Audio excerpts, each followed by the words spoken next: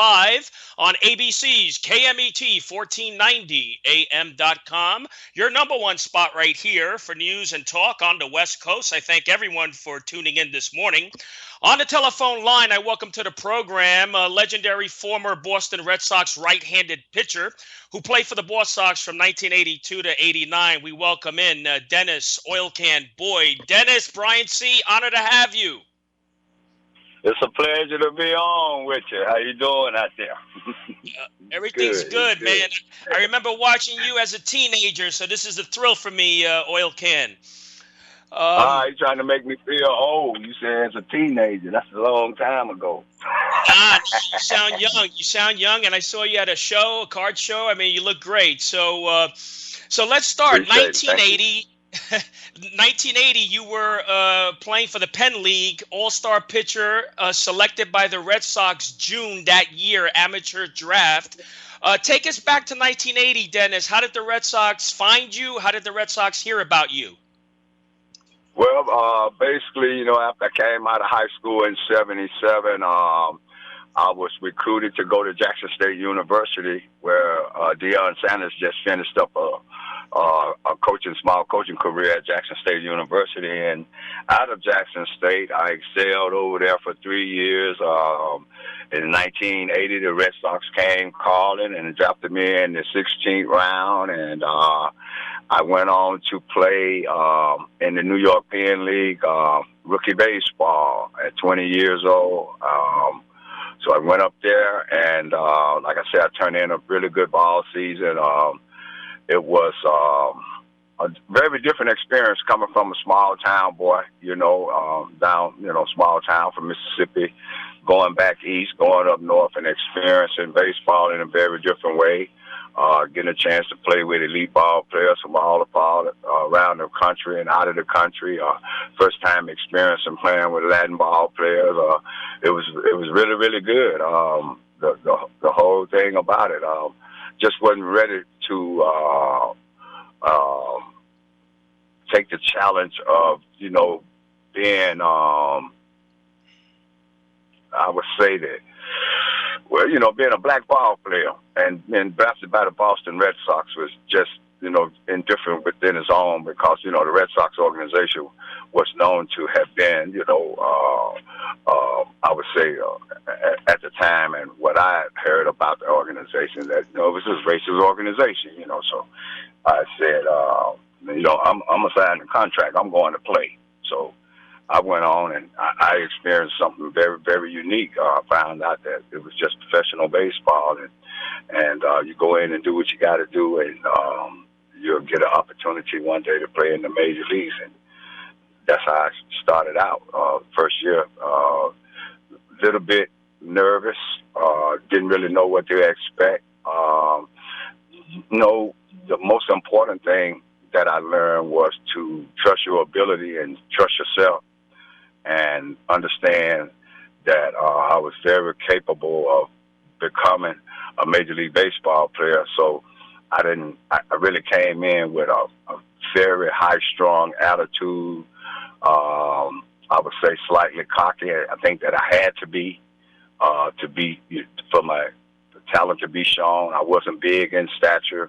I wasn't drafted real high in the draft. I don't think that it was great expectations around me or anything like that, because they evaluate you in a lot of different ways. So it was very different to be in a situation to where you really had to prove yourself, and I answered the bell quite well. Well, Dennis, you were also, a very good athlete growing up. Did you have in your mind that one day you can actually make it to the Pro Bowl? Coming from a family of baseball players,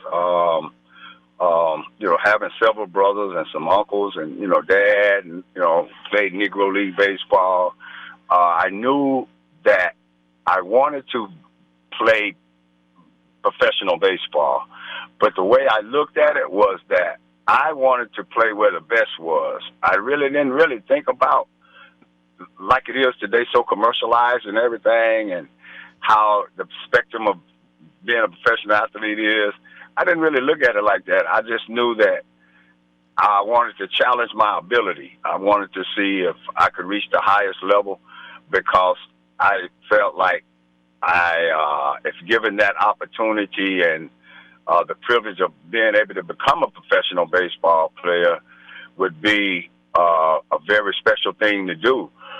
I kind of felt like I had a very good chance of being a professional baseball player because of the background that I came from and the genes that I came from were very good baseball players. So I kind of felt like I was ready for the challenge, and that if I got the chance, I would show that I was very capable of pitching at the highest level. So it worked out that way, and the rest is history. Rest is history. I mean, 1983, if we go back looking at your statistics, you were playing for Pawtucket. I mean, that year you struck out 120. You struck out 129 batters, only walking 41 batters that season. And I recall in an interview your catcher Rich Getman did, and he mentioned that something about Oil Can. He has great ability. He's very smooth in motion, very confident. When he takes the mound.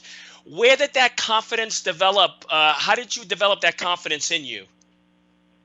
Well, like I said, the style of baseball that I played growing up, mind you, that I grew up in the deep, deep South where you could play baseball all year round. The weather is very formidable for you to be able to play baseball 12 months out of the year. So a lot of baseball was played in my life. Pretty much on a everyday basis. So I kind of polished all the time, was always working on how to get better. But I knew that the game of baseball, what I had learned when I was very young was my dad had said something to me and several of my brothers when we were growing up that you are not this game is a smart man's game. It's a mental game. And I learned that when I was very young about the game of baseball, how to play it, the mental part of the game. I think that's what probably made me stick out more than most of the kids that I played with. I was very crafty on the field and very smart on the field, but I think I got those instincts pretty natural from the background that I came from. I saw baseball in a very different way when I was little, played very crafty, very flamboyant. My style of baseball, the way I played baseball, we were taught to entertain the people that came to see you play. So almost a story that you would be a showsman of some type.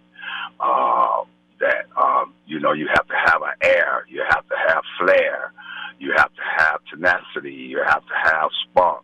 All of those adjectives, all of those things turned me into the ball player that I became because I was very, very smooth on the field. I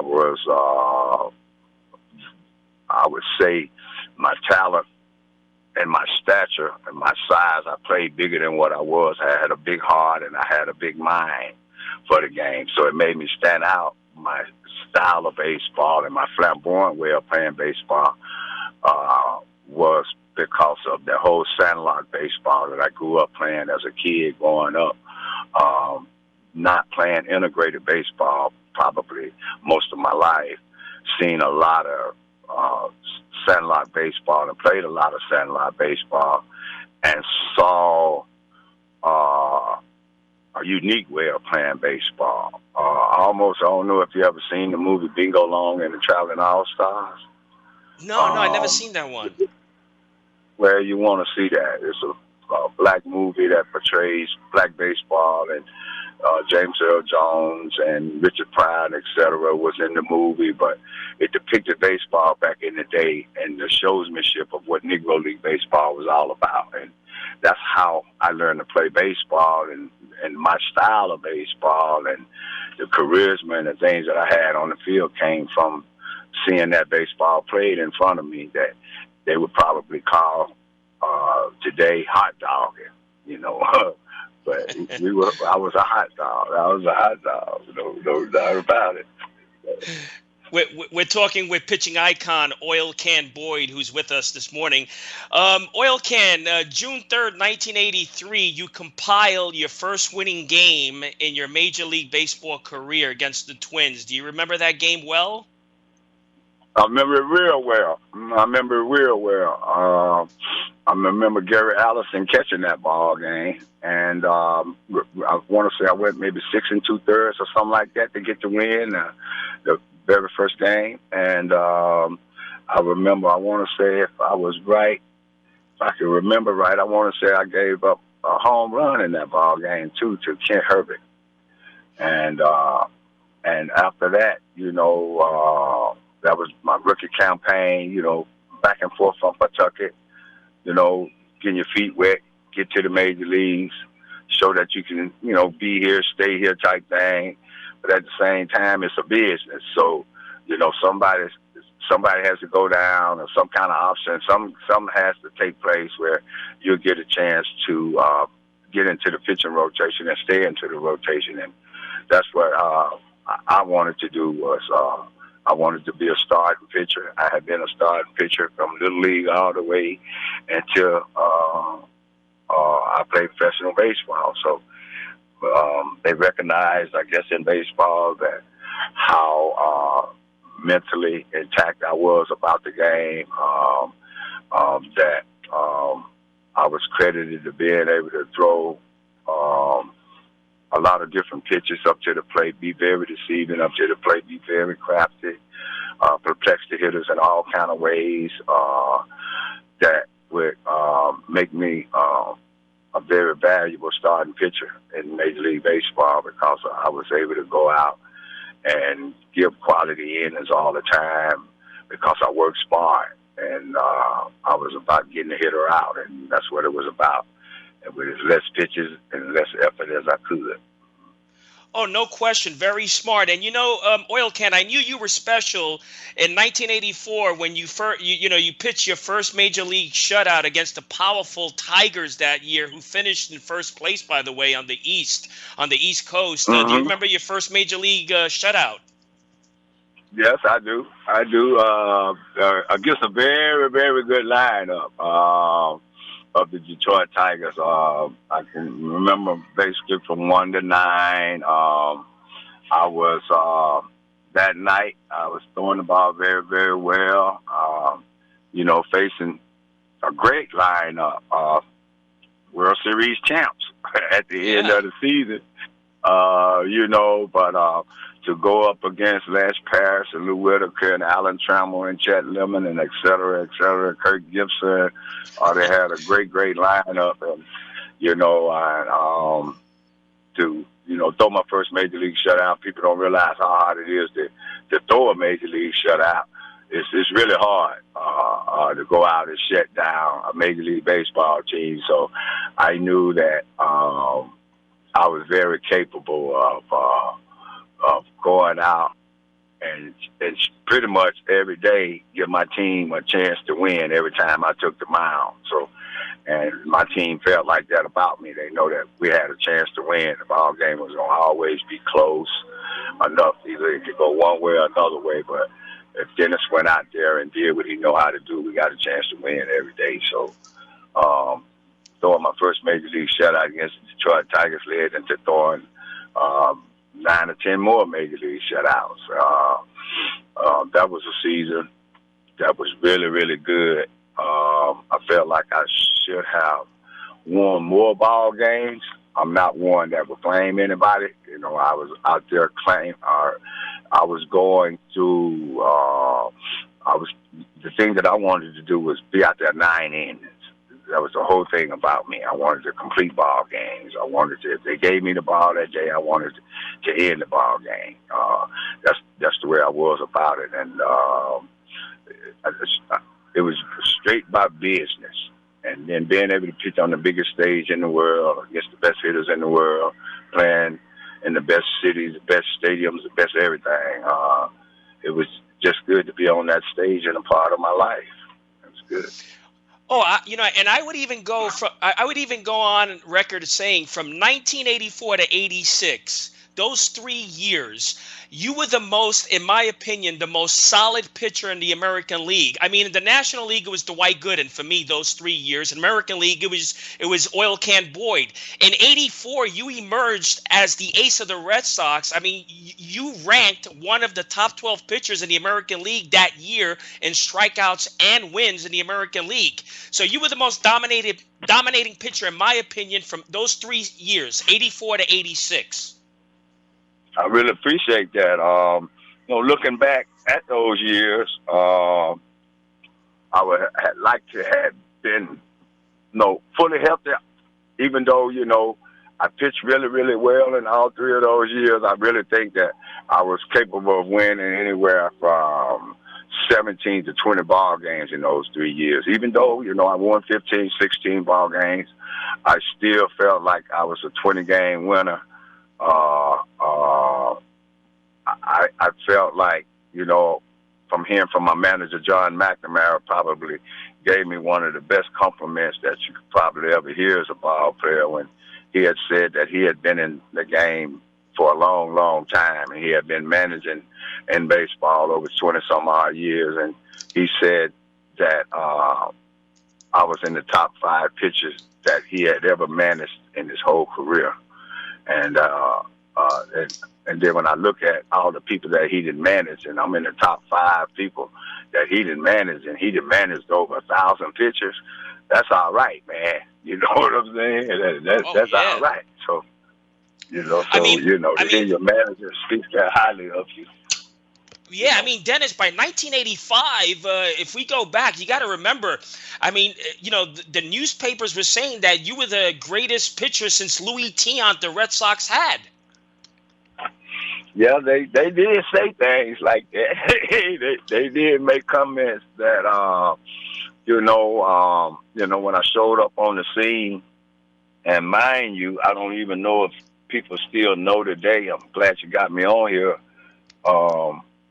That those types of things would be said about me, but it was something that I don't think that the fans knew. They really never expressed because of, I guess the stigmatism behind the Red Sox being a racist organization. But mind you, when they signed me, I'm still, to today, I'm the only African-American pitcher that ever pitched for the Boston Red Sox that came through their organization to go to the major leagues. It's still today. I'm the first one, and I'm the only one. And I said, that's not a thing of a token or anything like that.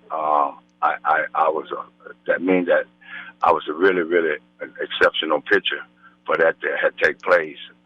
And, to hear Lou Gorman, that was the general manager at the time, make the comment that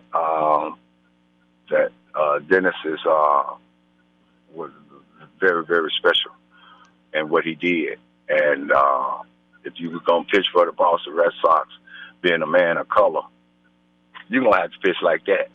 So I didn't really know how to take that, but I do now. I didn't know how to take that then. I didn't know really how to take when he said that, because he was really saying that you got to be a very, very gifted. And it might have been like a stereotype. It could have been, I don't know what it could have been for him to make a comment like that. But it turned out to be positive in the end, because he was saying that to pitch for the Boston Red Sox, you got to be great. And to pitch for the Boston Red Sox and to be black, you got to be special. So that let me know that I probably was the best pitcher in the major leagues because they wasn't gonna let no man of color pitch for the Boston Red Sox unless you were bona fide. And I don't know if any other organization felt like that about an African American pitcher pitching for him, but I took that very, very special that he would say that about me, that because I was getting ready to become a free agent when he made that comment, and he did not want to let me go to the Montreal Expos. So he made that comment, and somebody had asked him, and he said, we don't want to let him go, no matter what. He's very special. And they said, well, you think it's going to be anybody else that's going to be like an oil can boy, black ball player come through here? He said, you ain't going to pitch for the Boston Red Sox unless you oil can boy. And that's probably the best thing I've ever heard about me ever said in the game of baseball. Wow. I have about 4 or 5 minutes left. I want to get this in, Oil Can. That 86 series against the Mets, you pitched game 3, but what a series, man. It's such a historic series you were part of. Oh, yeah. What do you remember about your first time pitching in a World Series? Lenny Dykstra hit the home run first at bat. No, just kidding. But that's really what happened. But it was a great World Series. We was playing the best team in the National League, and we was the best team in the American League. And somebody had to win and somebody had to lose, and they ended up being the best team and winning the World Series. But it was a very special moment to say that I got an opportunity to pitch in the World Series. I wish it would have turned out better. I tried not to dwell on that. I didn't pitch Game 7. But I still like to make a little joke to myself and tell other people every now and then, but they wouldn't have waited 86 years to win a World Series if they sent me out there in Game 7.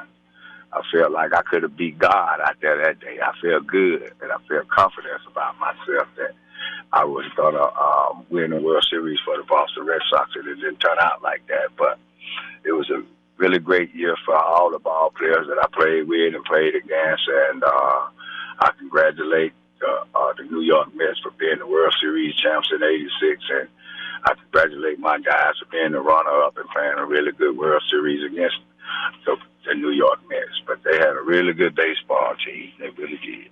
They had a good baseball team. And Oil Can, that pitching staff, you had a young Clemens also on that staff. Do you feel there was any jealousy because you were already established, as a pitcher there? But when Clemens came up, was there any animosity, or you guys got along well? I was probably the closest to him. We were very, very close, very close. I want to say that we helped each other a lot, and I want to say that I helped him a lot too. I wasn't, of course, nobody was as strong, as powerful, and as bulldogish as he was. But he was, when he first came up, he had all the confidence in the world, which, I still think he should be a Hall of Famer. But at the same time, he saw me being real crafty. And myself, Bruce Hurst, and Bob Ojeda, we didn't have the kind of fire he had, but at the same time, he saw us with a lot of finesse on the mound. And I think that he took a little bit of what we were doing out there and added it to what he was doing and made him the greatest pitcher that probably ever lived, because he was very, very unique. And believe me, steroids ain't got nothing to do with it if you know how to pitch. You know how to pitch, you know how to pitch. And he knew how to pitch. And when you can throw the ball in the high 90s and throw the ball with command and have a good idea of what you're doing out there, you're going to win 7 Cy Youngs, and that's what he did. And to play with him was really great. And I see him every now and then. And he plays me in senior league baseball too. He still plays ball. He still plays too. That's amazing. Yeah, but one thing about you, Oil Can, when you had a bunch of pitches in your repertoire. I mean, you didn't only just throw a fastball or a curveball. You had a bunch of pitches, right? You had a bunch of pitches in your repertoire. Yeah, I had a lot of pitches. I could do a lot of things with a baseball, with a lot of thought and a lot of idea, but what I was blessed with was a very unique feel that can't really be taught. I had like a marksman type mentality. I could command the baseball and just throw strikes. So with those 7 or 8 pitches, I could be very deceiving with my thought pattern, and being able to do what I wanted to do with the ball made me very, very crafty on the mound. But I did have 7 pitches that I could throw for strikes at any time. So a hitter couldn't really think with me too much. They couldn't really feel with me because I didn't pitch in any type of a pattern that they could pick up and say, well, okay, he has a tendency to do this when he does that. No, they couldn't do that with me. So it made hitting kind of hard to do and against me. And so that was the fun part about the things that I really enjoyed about the game, and the special part and the individuality that I took to myself was how crafty and how smart I was on the field. Yeah, very crafty. I mean, 7 pitches, in your back pocket. That's something that Gooden didn't have. That's something that Clemens didn't have. I mean, Oil Can had it. I want to get this last one in. 1991, you're playing for the Rangers. Nolan Ryan on the team, another legendary pitcher. I mean, did you get along with Ryan? Yes, man. Yeah. Funny too. He's I'm sure everybody played with him knows him. But I just got a chance to play with him just a little bit. But sweetest man in the world, but he had one of the best sense of humor that you would ever imagine. He was funny. And that's just the Southern. That's the whole Southern thing. You know, it's humor is real big throughout the South. The whole Texas, Louisiana, Mississippi, Alabama, Tennessee thing. People tend to carry a very unique sense of humor coming from that part of the country. And he had it. And but to play with him, it was just so unique. To be sitting on the bench talking to him right next to him, and how he complimented me. And he had said something special to me, too, at one time. He said he wished he knew how to pitch like me. It's Nolan Ryan telling Oil Can boy he wished he knew how to pitch like me. Well, he said that when he was my age and younger, he didn't have control. He didn't have command. He didn't have none of these things that I knew how to do. And he said, where you learn to pitch like that? Where you learn to... I said, well, it's a little bit here and there, a little bit of this and that. And he said, I wish I knew. I said, man, you got 5,000 strikeouts. He said, Can. He said, it took me a long time, and it took me a lot of this, and a lot of that to do all of this right here, that you just know how to go out there and just pitch. I had to learn how to pitch. It's amazing how you just know how to just go out there and pitch. And then he looked me up and down. He said, I can't believe that how big you are. I can't believe that you can go out there and get out of major league hitter wearing 160 pounds. How you do that? Oh, man. But I wish I had more time, though, Dennis. Listen, it's really an honor and pleasure to speak with you. Yeah, my pleasure. Thanks for having me on. Oh, and, man, we'll keep in touch. When I hang up, I'll leave you the information you asked about yesterday. I'll leave it in the. Should I leave it with the 8 number or this one? I'll reach out to you right after the program. We'll speak soon. Okay. All right, buddy. All right, well, see you later. I'm getting on the ball field and getting me some work in right now, but I appreciate it. My pleasure. The legendary Dennis Oil Can Boyd. Until next week, happy collecting to all.